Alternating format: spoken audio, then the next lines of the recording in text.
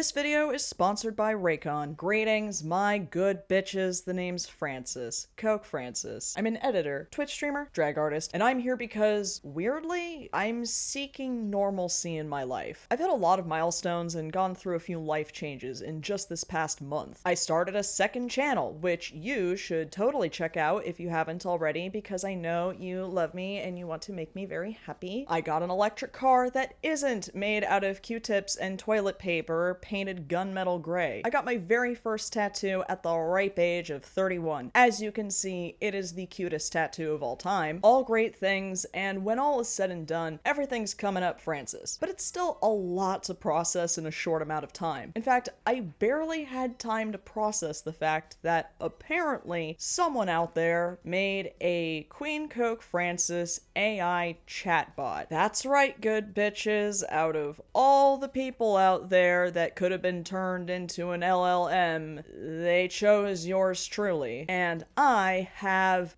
not been taking it well. I discovered this on a Monday, and I didn't get any work done for the rest of the day. Not because I was using it, because if I'm gonna waste water and pollute the environment, I'd rather do it in a way that didn't destroy what little sanity I have left. It's because, like, how am I supposed to find out about something like this and then just go back to work? How am I supposed to see this and then just carry on normally and prettily as if nothing happened? I would literally rather stumble upon X-rated fanfiction of myself than whatever the this is. And I already know that some of you watching are gonna go look it up and use it, which is directly against my wishes, by the way. So I'm just gonna put this out there. If you wanna talk to me, join my Twitch chats. Join my Patreon so you can get added to my Discord. For fuck's sake. The moral of this story, never make the mistake of Googling yourself. Also, fuck AI. It's times like this where all I could ever pray for is a good old-fashioned Mar-a-Lago wedding with all of my least favorite people in the world. So I did what I always do in this situation, which is talk to God directly, and the Lord spake thus. Francis, there is not a passage in mine own book that speaketh aught concerning AI chatbot sanity reparations. Howbeit, thou shalt be chuffed to heareth of the unholy matrimony betwixt top Trump aides Erin Elmore and Daniel Scavino. Oh, wow, that was actually exactly what I was wishing for. I don't know what to say, man. Thank you. I didn't realize you granted wishes directly. That's crazy. Okay, great news. There was, in fact, a Trump-tastic wedding held in the hallowed halls of that place that almost got up a few days prior, which is especially funny because it was right when Kash Patel was living out his lost frat boy days. Anyway, you are cordially invited to the wedding of White House Deputy Chief of Staff Dan Scavino and Director of Art in Embassies at the U.S. State Department Erin Elmore, whatever that means. Apparently, there was another MAGA royalty wedding held at the same place that same weekend, but there was hardly any press coverage of it. Aside from this flex by, what's her name again? Mickey Ganache? Sticky Garage? How could I possibly know? It's not like I used to be a barber anything back in the day.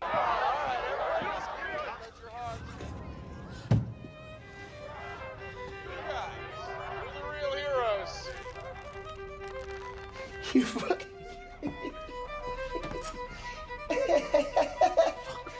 The Scavino coupling might be the only wedding I've ever seen with more pictures of the guests than the actual couple, who look like whatever happened in Vegas didn't end up staying in Vegas. But this is actually fantastic news, because I have been blessed by the Lord with yet another conservative fashion roasting opportunity, meaning my life can finally return back to normal. Please don't use the chatbot. The environment and I will thank you.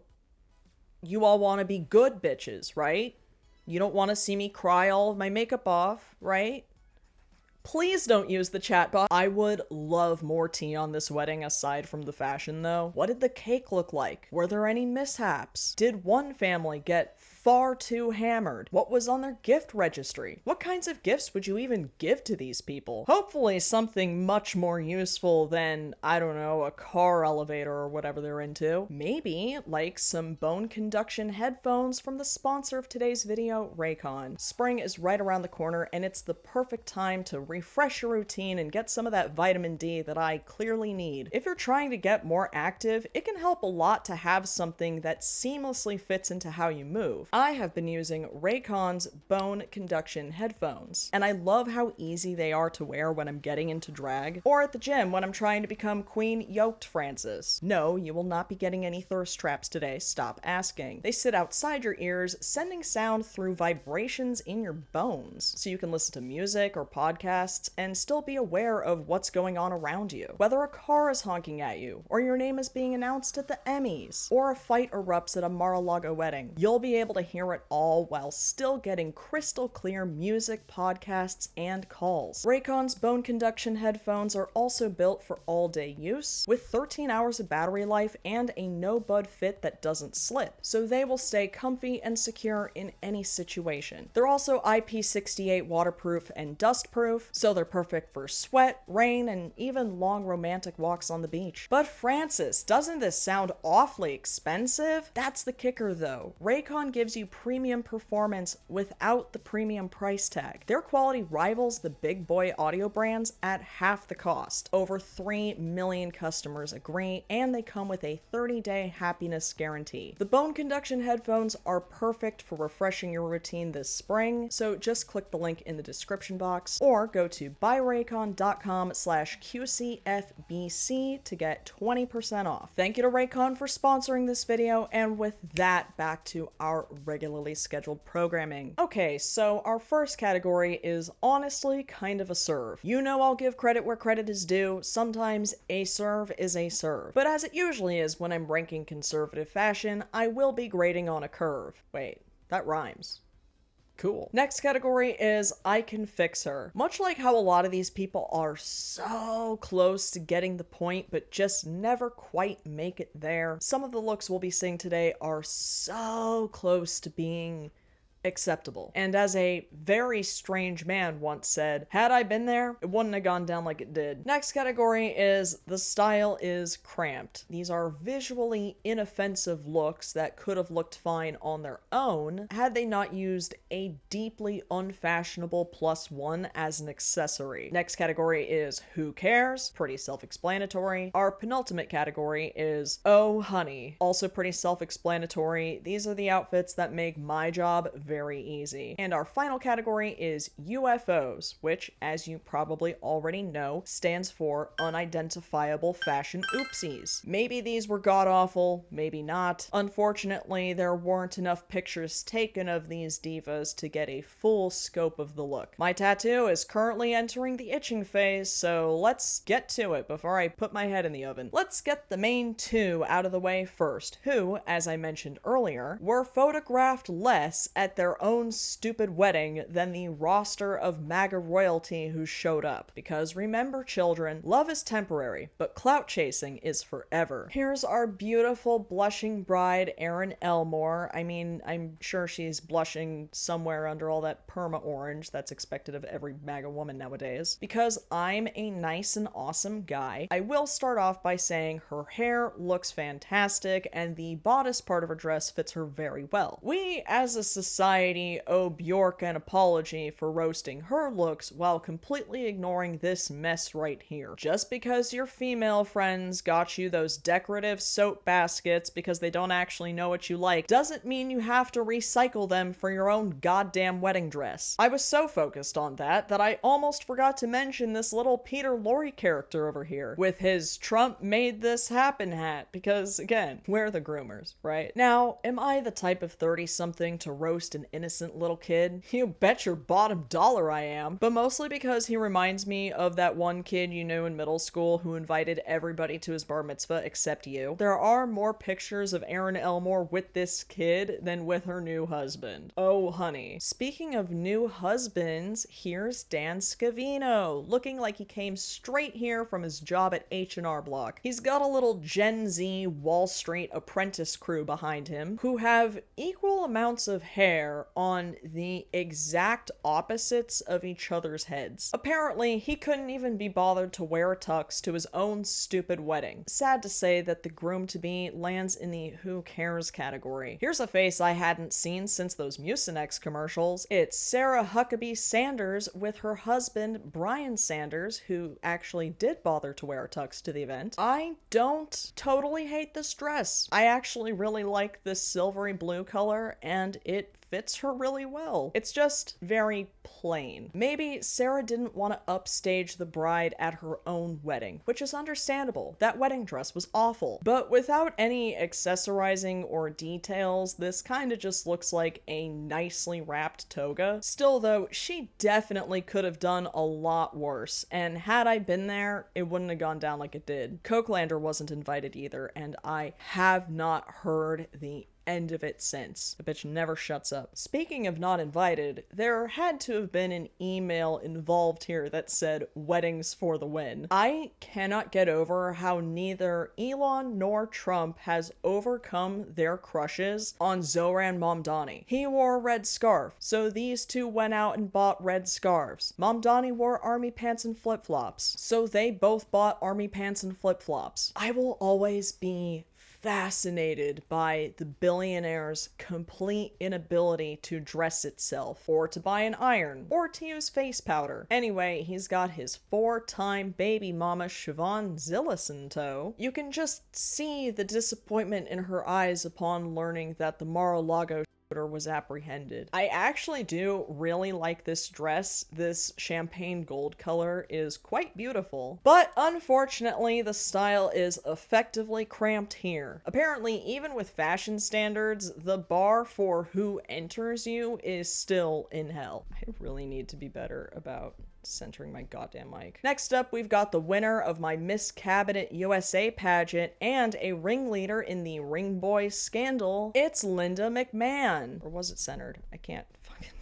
These furry anti-sweaters are her go-to for literally any situation. Unfortunately, there are no pictures available of the bottom half of her outfit, so we're forced to use our imaginations like a bunch of goddamn peasants. Is it a pencil skirt? Cargo shorts? MC Hammer pants, maybe? All we know is that this is an unidentifiable fashion oopsie. Our next guest's last appearance was as Miss Agriculture in my Miss Cabinet USA pageant. It's Brooke Rollins and her husband, Mark Rollins, fortunately no relation to Henry as far as I know. Oh dear, where do we start with this one? We've got this, I want to say cape. Now, you know I love me a good cape. I wish I had more of them myself, and it's a perfect thing to wear to a supervillain wedding. But it's like exactly long and short enough to look like a jacket where the sleeves are too long. Like when I steal my partner's jackets, but he's a foot taller than the short king sitting in front of you. I can't tell if this hookah bar upholstery is supposed to be a skirt or pants, but ask yourselves, my good bitches, would it really matter? Next up, it's Tiffany Trump, whose husband looks like if you asked AI to generate the most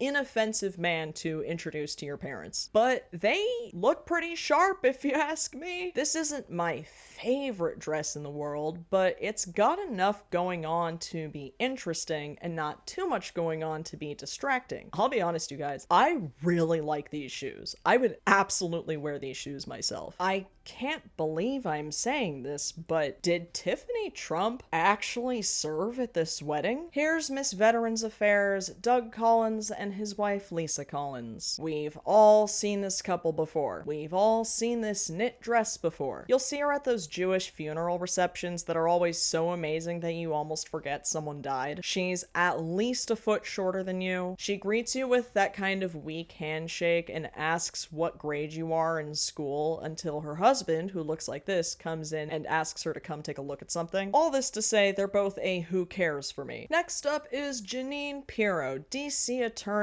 and former host of her own Team U version of Judge Judy. Looking like that one dog they drew eyebrows on. We've all seen her before too, but at Italian Catholic funerals. You'd never met her before, and she claims that you're related, but you've never seen this bitch before in your life. She's got a Gucci pocketbook filled with Klonopin. She looks about 76, and then you find out that she is 43 years old. Now, I was able to get all of that just out of this singular image, but unfortunately, her entire outfit isn't visible enough for me to make a fair judgment. Our next guest is some bitch.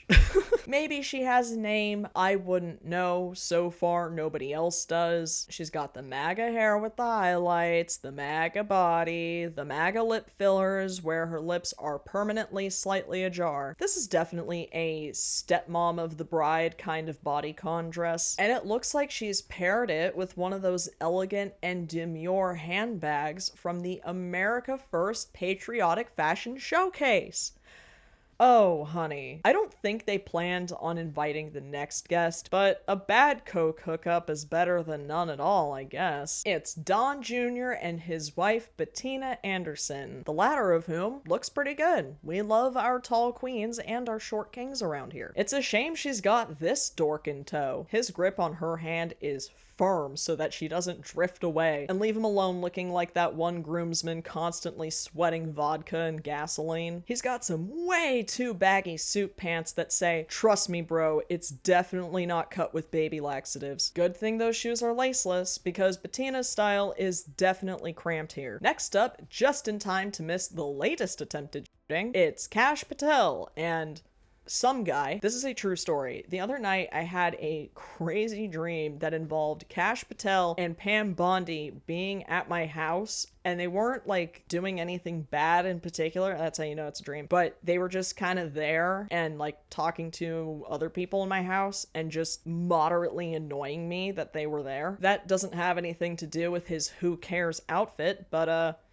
why leave it out of the video? We've got Attorney General Todd Blanche here looking pretty standard, and his wife Christine Blanche looking pretty standard. Here's the thing. I want to like this dress. It's not particularly bad, but it's also definitely not a serve, but it's not uninteresting enough to be a who cares. I think I was just starved for interesting patterns, no matter how similar they are to grandma's curtains, but like the nice grandma's curtains, the one who always has candy and keeps her knitting supplies in a Danish cookies tin. I got distracted again. Let's just put this one as an icon fixer.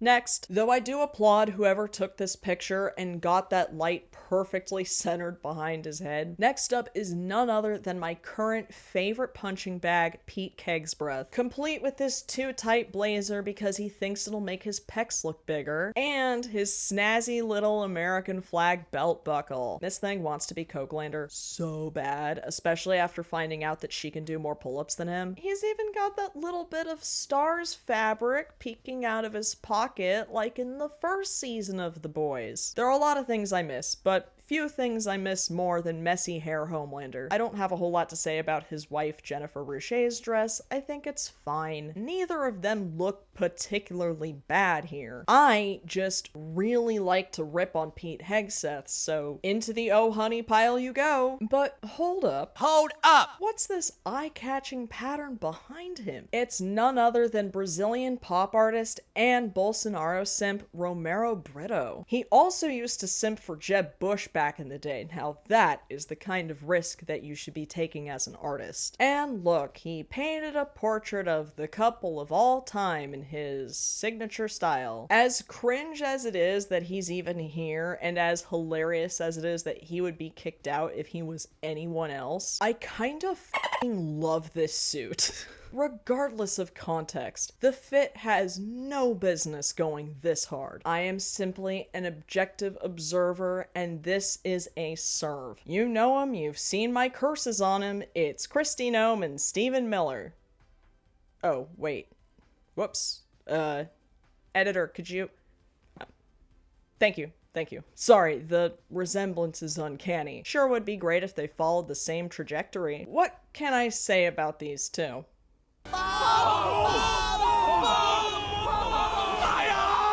Now, I know what you're thinking. You're looking at Christie's fur jacket and thinking, surely Frances is gonna make a joke about how many PetSmarts she liquidated for that jacket. But what kind of showman would I be if I made a joke that everyone was expecting? I'm much more focused on Christie's dress. It sure is giving Operation Paperclip a whole new meaning. Now, I wouldn't say that either one of these outfits is cramping the style of the other. It's mostly the fact that no matter who you are, even if you're the devil incarnate yourself, there is nothing in the world that could cramp your style more than standing next to Stephen Miller. Next up, it's Vanessa and Kai Trump, and they're dressed appropriately. Vanessa's looking like she just realized she forgot to take the trash out on trash day, and Kai is...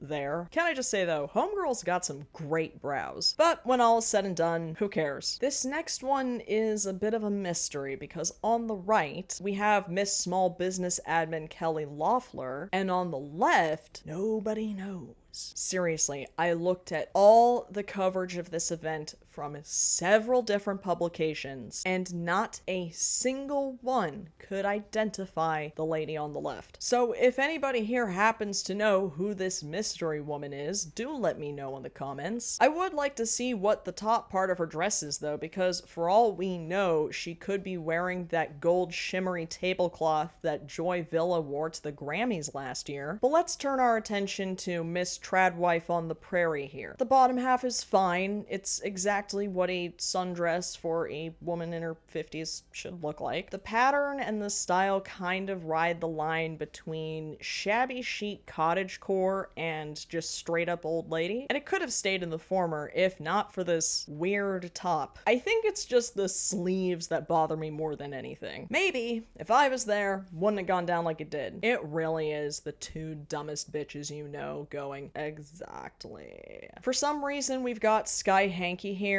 who's like if Paris Hilton had no charm or charisma. And we've also got Nicola Versus, who's also like if Paris Hilton had no charm or charisma. It's a shame this is the only picture of them from the event, because aside from Sky looking like one of those creepy masks in Jeffrey Epstein's dental puzzle funhouse, I like what I'm seeing so far, especially Nicola's dress. Normally I would have categorized these as UFOs, but from what's visible, it's kind of a serve. Sorry, not sorry. Next up is professional Trump deep-throater Sean Hannity and his wife Ainsley Earhart. Oh, so that's where you've been since the plane crash, girl. Oh my god, so glad you didn't actually get eaten by coconut crabs like we all thought. If you would like to hear more about the founder of Hannadate, check out the collaboration I did with Dead Domain, where we did a deep dive of all the right-wing culture war figureheads of the aughts. I promise it's a lot weirder than you think. All this to say, who cares? Next up, it's presidential counselor Peter Navarro, looking like the villain in an Oliver Stone movie, and his wife Leslie LeBon with her little white opera gloves that are far too long. That's not a read, by the way. That is a problem that happens to me regularly. I don't know what it's going to take for these manufacturers to understand that your pinky is not the same length as your middle finger. Regardless, there's still not enough visible to make a fair judgment. This is the second time this week the president confirmed that UFOs are real. Next up, it's that one woman at the church bake sale who never sells a single brownie. It's White House Chief of Staff Susie Wiles. She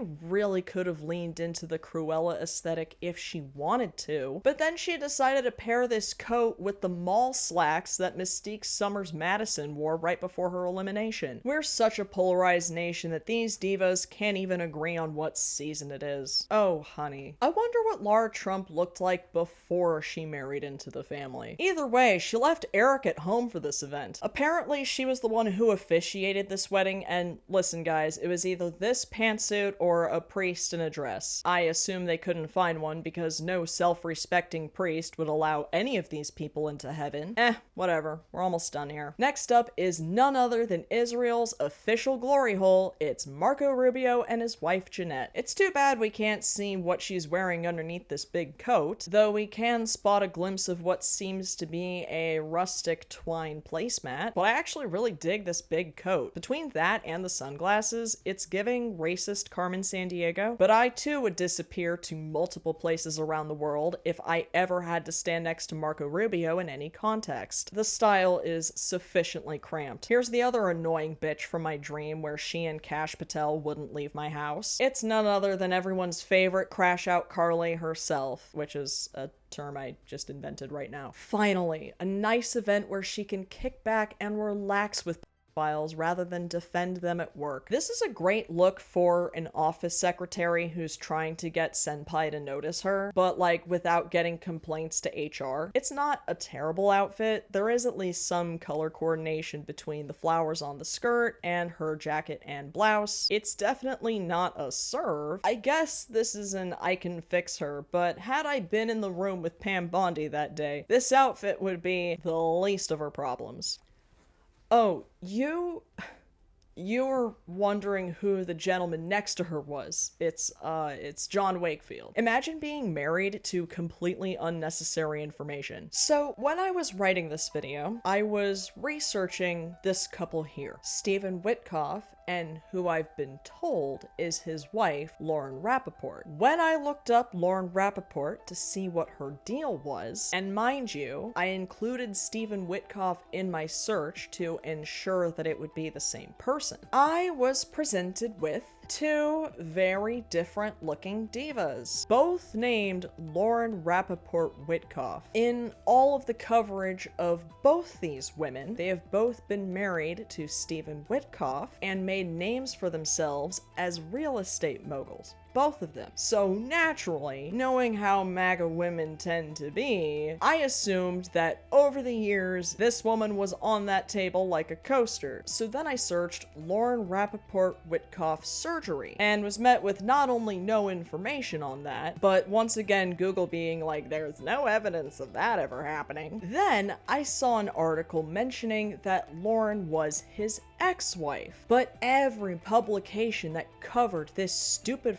wedding labeled this woman and her lip fillers as Lauren Rappaport. At this point, I genuinely felt like I was going insane, and then I realized I could just look at Stephen Witkoff's Wikipedia, and lo and behold, Lauren Rappaport was indeed his ex-wife, and this woman, who has very tragically been stung multiple times by bees, is his new girlfriend named Lauren Olea. But then, when you search Lauren Olea Stephen Witkoff, 0 images of these two show up, and that still hasn't answered another question. What's the deal with this Lauren Rappaport, who is also reported to be a real estate mogul who's married to Stephen Witkoff? While I suppose I found some answers, I was left with even more questions. Anyway, these idiots get a big ol' who cares as far as fashion goes. Next up is Lisa and Dr. Oz. That's his first name, right? Either this guy did not age gracefully, or I'm way older than I thought I was. Granted, he's always kind of looked like if Quentin Tarantino's head was even more shaped like a foot. I don't hate Lisa's dress at all. It is another very stepmom of the bride kind of bodycon dress. But honestly, anytime I see older women feeling themselves in and rocking a look that society at large would deem like age inappropriate, I say work, bitch. It's too bad her style's being cramped by this dork. Coming up on our last few, thank God, here's Byron and Erica Donalds. He's a politician from Florida, so I'm sure this wedding was one quick Uber trip away. Now, this initial picture of them raised a few questions from me. What exactly was going on underneath this coat, which admittedly made for a very stylish silhouette? The top half of his suit is fine, but what is going on with this bottom half? half. I thought they hated face masks. Why would he shave his beard to look like one when you pull it down from over your nose and mouth? But thankfully, I did find another picture of them. Oh, look, it's the bride and groom. And I actually kind of dig this flapper dress. And his suit looks fine. She eats harder than the bride, and that's really, really funny to me. So this is honestly kind of a serve. And last and certainly least, we've got professional brown noser and Vanity Fair anti-star Caroline Leavitt, accompanied by her baby and sugar daddy, Nicholas Riccio, who is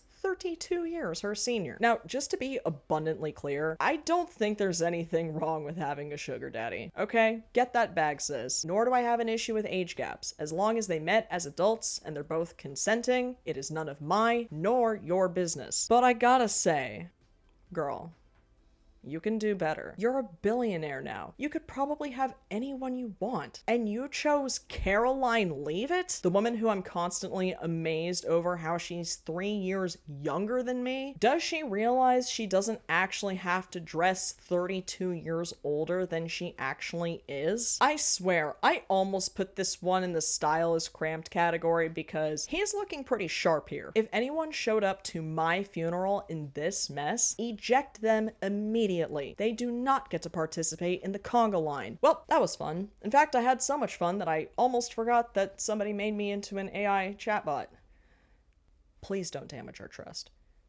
Please don't use the chatbot. AstroZombiac3535 says, I don't know how he can keep calling himself Kid Rock when in less than a decade he can start claiming Social Security. Miss Bat says, what do Erica Kirk and Tyler Robinson have in common? Neither one missed Charlie. The Lemon5069 says, Kid Rock looks like if a pack of cigarettes wished to be a real boy. You too could be featured in the next video. Leave a comment below. I will pick my favorite ones and give you a shout out next time. But if you would like to guarantee your name be featured at the end of every video, please consider joining my Patreon. If you join any of the membership tiers that are conveniently named after Fallout protagonists, your name will be mentioned at the end of every video. You might also get other cool stuff like access to my Discord, behind the scenes content on how I make my wigs, ad-free and uncensored versions of my videos. So if you love my content and my drag, you can support this channel directly by clicking the link to my Patreon in the description box. If you would like to see me simp for my favorite game characters and get visibly frustrated in real time, please follow me on Twitch. But if you have better things to do on weekends, you can catch my favorite streams on my brand spanking new second channel,